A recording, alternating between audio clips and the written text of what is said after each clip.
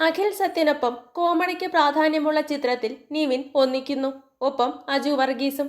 എന്നിങ്ങനെയായ കാരണങ്ങളാൽ പ്രേക്ഷകരിൽ റിലീസിന് മുൻപേ പ്രതീക്ഷ സൃഷ്ടിച്ച ചിത്രമായിരുന്നു സർവമായ. പോസിറ്റീവ് അഭിപ്രായം വരുന്ന പക്ഷം ചിത്രം ജനം ഏറ്റെടുക്കുമെന്ന് ഉറപ്പായിരുന്നു. ആദ്യ ഷോകൾക്കിപ്പുറം അത് സംഭവിച്ചു.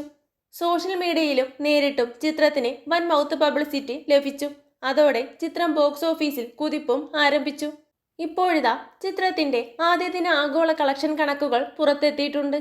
ആദ്യ ദിനം കേരളത്തിൽ നിന്ന് മാത്രം ചിത്രം 3,50,00,000 നേടിയതായാണ് കണക്ക്.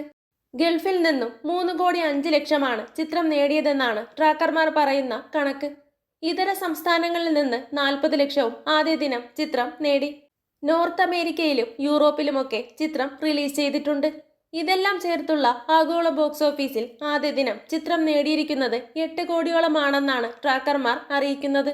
ഇന്നും മികച്ച ഒക്യുപ്പൻസിയോടെയാണ് ചിത്രം പ്രദർശിപ്പിക്കുന്നത്. ടിക്കറ്റ് ഡിമാൻഡിനെ തുടർന്ന് കേരളത്തിൽ ചിത്രത്തിന്റെ ഷോ കൗണ്ട് വർദ്ധിപ്പിച്ചിരുന്നു. ശനി ഞായർ ദിവസങ്ങളിലും ചിത്രം വൻ നേട്ടമുണ്ടാക്കുമെന്നാണ് അനലിസ്റ്റുകളുടെ പ്രവചനം. ഫാന്റസി ഹൊറർ കോമഡി ജോണറിലൊരുങ്ങിയ ചിത്രമാണിത്. തങ്ങൾ കാണാൻ ഏറെ ആഗ്രഹിച്ച രീതിയിലാണ് സംവിധായകൻ നിവിൻ പോളിയെ ചിത്രത്തിൽ അവതരിപ്പിച്ചിരിക്കുന്നതെന്നാണ് പ്രേക്ഷക പ്രതികരണം. കൂടുതൽ സിനിമാ വിശേഷങ്ങൾക്കായി ചാനൽ മറക്കാതെ സബ്സ്ക്രൈബ് ചെയ്യുക.